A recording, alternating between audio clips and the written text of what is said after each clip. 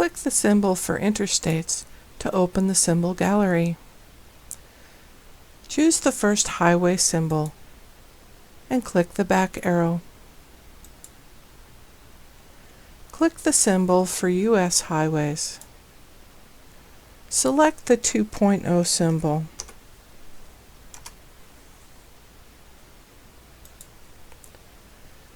Click the Properties heading in the Format Line symbol window and change the color to dark green.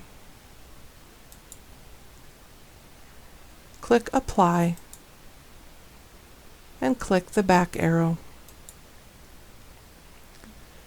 Change the symbol for state highways to match the U.S. highways.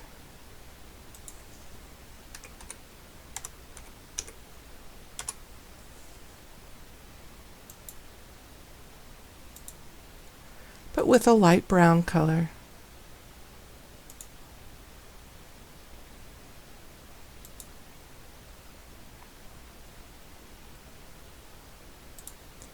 Examine the map and the legend in the Contents pane.